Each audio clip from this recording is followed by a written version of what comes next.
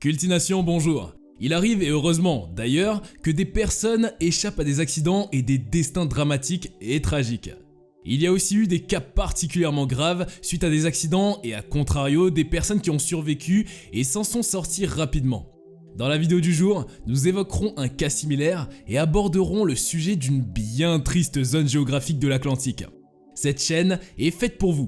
N'hésitez pas à y faire un tour. Comme à l'accoutumée, je mettrai les liens de cette nouvelle vidéo en description, ainsi que le lien de notre deuxième chaîne. On peut commencer maintenant la vidéo d'aujourd'hui. L'histoire de Bruce Gernon, le départ. Le 4 décembre 1970, Bruce Gernon s'apprête à embarquer avec son père et son associé dans un avion monomoteur Beechcraft Bonanza. Il a l'intention de se diriger avec l'appareil et ses deux passagers vers la côte nord-ouest de la Floride, plus précisément à Miami Beach aux États-Unis. Bruce était un pilote très expérimenté, avec plus de 20 ans de vol d'expérience et plus de 600 heures de vol à son actif. Rien de bien nouveau pour ce pilote expérimenté. En effet, il avait déjà effectué ce trajet une dizaine de fois environ. Ils embarquèrent donc d'Andros Island aux Bahamas. Sur leur itinéraire, ils survolèrent une zone très célèbre, légendaire et même mythique dont vous avez peut-être déjà entendu parler. Cette zone d'une superficie variante entre 500 000 et 1 500 000 km² et qui est située entre la Floride, Porto Rico et l'archipel des Bermudes, le triangle des Bermudes. Elle est connue pour avoir été, d'après la légende, le théâtre de plusieurs disparitions de navires et d'avions. Il y aurait 4 avions et 20 bateaux en moyenne qui s'y évaporent mystérieusement chaque année. Intriguant, n'est-ce pas? Il y aurait beaucoup à dire sur le triangle des Bermudes et pour ce faire, nous y reviendrons un peu plus loin dans la vidéo, pas d'inquiétude. Revenons à l'histoire de ce cher Bruce. Bien qu'ayant connaissance des histoires qui circulent sur cette zone géographique de l'Atlantique, Bruce et ses passagers ne sont pas particulièrement inquiets. Comme nous l'avons déjà vu plus haut, Bruce n'en est pas à sa première expérience, d'autant plus qu'il s'agit d'un itinéraire emprunté auparavant. Au décollage, tout allait bien. Puis Bruce est monté à une altitude de 300 mètres et les choses ont commencé au fur et à mesure par devenir bizarres. Tout d'abord, il est tombé sur un nuage. Rien d'inhabituel jusque-là, me diriez-vous. Le nuage grossissait pendant que l'appareil avançait. Encore une fois, rien d'inhabituel. Le hic, c'est que le nuage ne grossissait pas parce qu'il se rapprochait, mais plutôt à vue d'œil. Toutefois, ils l'ont traversé et ont continué le vol. Un autre mystérieux nuage, du même type que le premier mais beaucoup plus gros, est apparu. Étant dans leur ligne de mire, ils n'avaient d'autre choix que de le franchir aussi. C'est là que le second événement étrange se produit. Au lieu de le ressortir du nuage pour retrouver le vaste ciel, ils se sont retrouvés dans une totale obscurité. L'hypothèse de l'orage aussi brusque que soudain a été très vite écartée puisqu'il ne pleuvait pas. Un éclair est certes apparu, mais ils étaient différents des éclairs que l'on voit pendant un orage. Il s'agissait plutôt d'une lumière blanche que d'électricité. Autour d'eux, Bruce et ses compagnons ont remarqué un vide qui semblait à la fois limité et sans fin. Il décrira plus tard qu'il aurait été emprisonné dans le nuage qu'ils ont traversé et que ce nuage était devenu une sorte de tunnel de près d'1 kilomètre de large avec une lumière à l'horizon. Comme vous pouvez vous en douter, ils étaient tous inquiets et pétrifiés. Bruce affirmera que c'était les 20 secondes les plus longues de sa vie. Ils n'étaient cependant pas au bout de leur désagréable surprise. Quand ils ont commencé à se rapprocher de la lumière, les parois du nuage-tunnel ont commencé à se resserrer, à se rétrécir pour s'enrouler comme dans un vortex autour de l'avion. Au même moment, les instruments de navigation ont commencé à dysfonctionner les uns après les autres. En plus, Bruce n'était plus aux commandes de l'avion. Toutes ces tentatives de prise de contrôle ont été vaines. Ils se sont d'abord sentis en apesanteur pendant quelques minutes. Lorsque les nuages se sont dissipés et que l'avion a décollé dans le brouillard, ils étaient évidemment extrêmement soulagés et en même temps sonnés de tout ce qui leur est arrivé. Cependant, jamais 203 dit-on. Une petite surprise les attendait encore. L'arrivée. Bruce a immédiatement voulu prendre contact avec le contrôle au sol pour leur demander s'ils arrivaient à le localiser. Figurez-vous que pendant quelques secondes, l'avion de Bruce était hors du radar comme s'il était devenu complètement invisible. Il a finalement été aperçu par la tour de contrôle. À la question de savoir quel espace il survolait, il leur a été répondu à leur grande stupeur qu'il était dans l'espace aérien de Miami. Bruce est estomaqué. Il n'arrivait pas à croire ce qu'il entendait. Laissez-moi vous expliquer la raison pour laquelle Bruce est autant surpris. En fait, la durée qu'il faut pour traverser les 400 km du trajet est d'1h30 à peu près. Mais ce jour-là, il aura fallu 47 minutes pour atteindre la destination. Bruce s'est tout d'abord dit que la tour de contrôle avait fait une erreur quand on regarde les chiffres.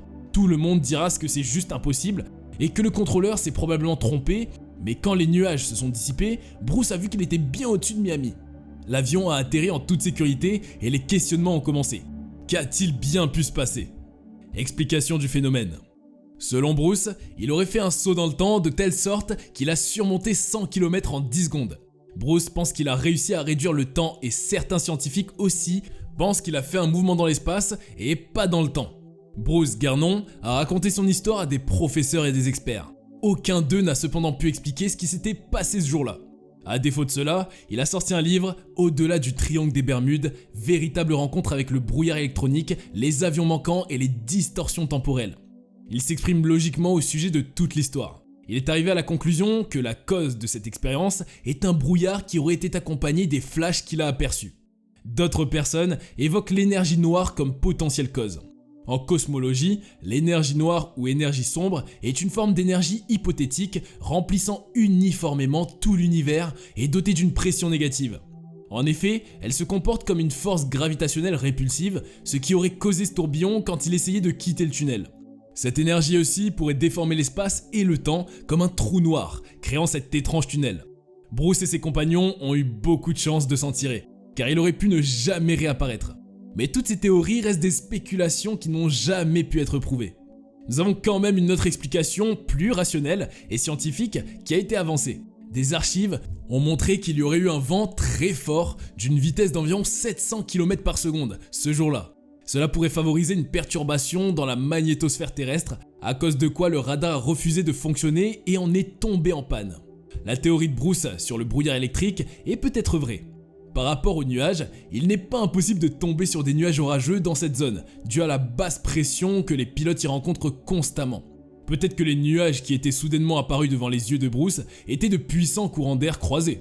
Cette histoire demeure une réelle énigme inexpliquée jusqu'aujourd'hui. Wyatt Walt, un rescapé.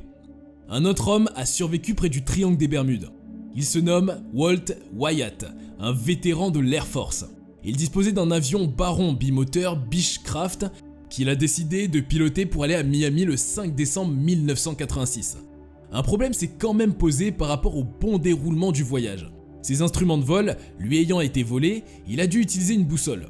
Ce n'est que pendant son vol et après avoir décollé depuis un bon moment que Walt s'est rendu compte que sa boussole s'est cassée. Peu de temps après, le mauvais temps s'est installé et son avion a subi un crash. Heureusement pour lui, les gardes-côtes avaient été informés par un autre avion que Wyatt avait des problèmes. Ils sont alors venus sur les lieux afin de l'intercepter et de le sauver. Tout ne va malheureusement pas se passer comme prévu. La force de l'avion heurtant l'océan a fait heurter sa tête au tableau de bord, laissant une entaille. Avec un gilet de sauvetage dans une main, Wyatt est sorti sur l'aile de l'avion. En quelques secondes, son avion sombrait dans l'océan et l'avion de la garde côtière ne pouvait donc plus le trouver. Une tempête faisait rage, la garde côtière ne pouvait plus l'identifier et a perdu sa trace. Sur le chemin du retour, le pilote a perdu de vue les États-Unis parce qu'il a commencé à pleuvoir. Alors il a choisi de faire demi-tour, mais malheureusement pour Monsieur Wyatt, des nuages épais étaient déjà derrière lui et il ne pouvait pas utiliser sa radio pour l'appeler. Là, il a réalisé que cela pourrait être la fin pour lui. Il a réussi à attraper un gilet de sauvetage et un flair pour attirer l'attention au cas où une équipe de sauvetage serait envoyée. Mais moins d'une heure plus tard, le gilet va le lâcher. Il va alors utiliser ses doigts pour bloquer les trous du gilet. Il affirmera avoir entendu des chiens aboyer et soutient que ce n'était pas des hallucinations dans la mesure où d'autres marins l'ont déjà entendu.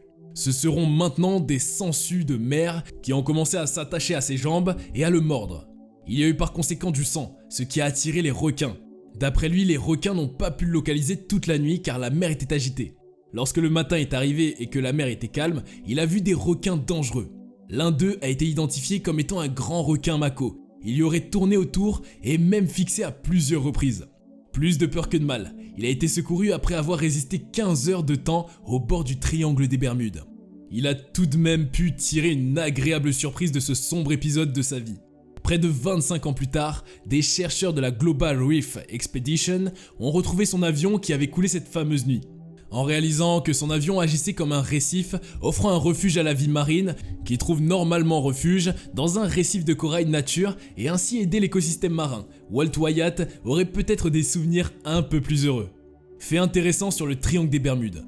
Pendant 70 ans, la légende du triangle des Bermudes a eu le temps de susciter toutes sortes de spéculations, de rumeurs et de théories.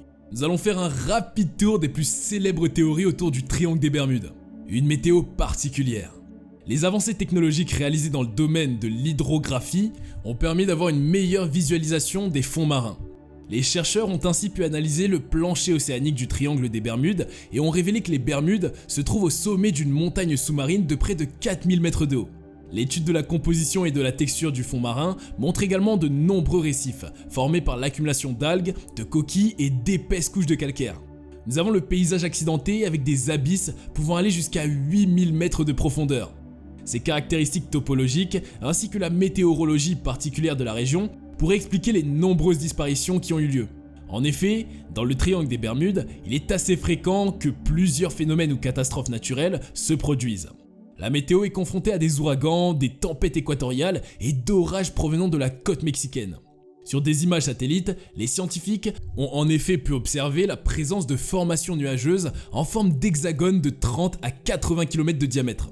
Le fait même qu'on arrive à détecter une forme particulière de nuages est curieux, car, au dire des météorologistes, la distribution des nuages dans le ciel est généralement aléatoire. De nombreuses micro-rafales de vent d'authentiques bombes d'air, soufflant à plus de 270 km/h, sont à l'origine de vagues aux dimensions rares appelées vagues scélérates. Ces murs d'eau, comme ils sont souvent décrits, se rencontrent au large, peuvent aller jusqu'à 30 mètres de hauteur. Une vague est dite scélérate si sa hauteur, du creux à la crête, dépasse 2,1 fois la hauteur spécifique, en gros la hauteur moyenne des vagues aux alentours. Ce sont des vagues abruptes et bien plus hautes que toutes les autres, au sein d'un mouvement de surface apparemment normal. Leurs dimensions les rendent capables de détruire ou de faire chavirer des navires de grande taille. Ces murs d'eau ne sont pas répartis à l'échelle du globe. Ils apportent ainsi un éclairage au mystère qui entoure les disparitions dans le triangle des Bermudes. Les gaz méthane. Une autre thèse en base sur les gaz méthane pour expliquer le phénomène du triangle des Bermudes. En effet, ces gaz feraient en sorte que les avions et les bateaux perdraient toute notion géographique. Le triangle fait partie de l'un des rares endroits au monde où les boussoles se dérèglent, ne pointent pas le nord, ni sur les bateaux, ni dans les avions. De nombreux scientifiques croient que ces gaz pourraient attirer les bateaux ainsi que les avions dans l'océan d'une manière assez exceptionnelle. De par les énormes réservoirs de méthane sous forme gazeuse disponibles dans les profondeurs des océans, elle crée comme un trou dans la mer dans lequel une embarcation s'enfonce facilement. Quelques minutes plus tard, les eaux se referment sur elle, l'inondant de partout et entraînant un naufrage vertical. Si on suit cette hypothèse, lorsqu'il s'échapperait, il pourrait causer des disparitions subites, prenant alors les malheureux par surprise. Plusieurs études ont essayé d'expliquer ce phénomène. Tout d'abord, le réchauffement climatique est un facteur majeur de l'échappement de ces gaz. En effet, le réchauffement climatique ferait en sorte qu'il y aurait une accumulation de méthane et donc que les chances que les réservoirs explosent seraient d'autant plus grandes. Une de ces autres hypothèses scientifiques expliquerait que la présence concentrée de méthane dans l'air pourrait entraîner des turbulences dans l'atmosphère, rendant alors la navigation ardue et peut-être mener les avions à disparaître. Certains chercheurs croient donc que ce phénomène serait la clé des mystères du triangle des Bermudes. Petit récap de cette partie. Tout ceci pour dire que les émanations de méthane diminuent la densité d'eau, pouvant alors créer des trous dans la mer qui entraîneraient les malchanceux qui passeraient par là. Autre théorie. Comme nous l'avons vu avec l'aventure de Bruce en début de vidéo, les tourbillons ou vortex. Un vortex, dans le domaine de la science, est un phénomène physique et météorologique qui ressemble à un tourbillon qui se produit dans un fluide en écoulement. On le représente comme un mouvement de rotation autour d'un axe. Mais dans ce contexte si présent, ce terme est plus utilisé comme un raccourci spatio-temporel. C'est en effet, pour certains, l'explication ultime de tous les mystères du triangle des Bermudes. Pour les uns, ce serait aussi du fait des trombes marines. On obtient une trombe marine lorsqu'un courant d'air froid passe au-dessus des eaux chaudes, une colonne d'air qui est mélangée avec de l'eau. Un entonnoir vertigineux serait alors créé et a pour conséquence d'entraîner les bateaux vers les profondeurs de l'océan. Pour les autres, il y aurait un dysfonctionnement ou un trou dans les forces électromagnétiques terrestres, ce qui entraîne une perturbation dans la magnétosphère et, par le même fait, provoque le déséquilibre des instruments qui, par une erreur humaine ou par une autre cause, pourrait encore une fois faire dévier les malheureux de leur chemin et les mener à leur perte. Bien entendu, comme dans tous les cas aussi mystérieux que ceux-ci, la piste extraterrestre est explorée. Mais jamais rien allant dans ce sens n'a été prouvé. Et c'est ici que nous achevons la vidéo du jour. Veuillez nous dire en commentaire si vous avez apprécié l'histoire de ces deux incroyables personnes du triangle des Bermudes. N'hésitez surtout pas à nous laisser un pouce vers le haut et à vous abonner si ce n'est pas déjà fait. A très bientôt pour une nouvelle vidéo sur Cultination.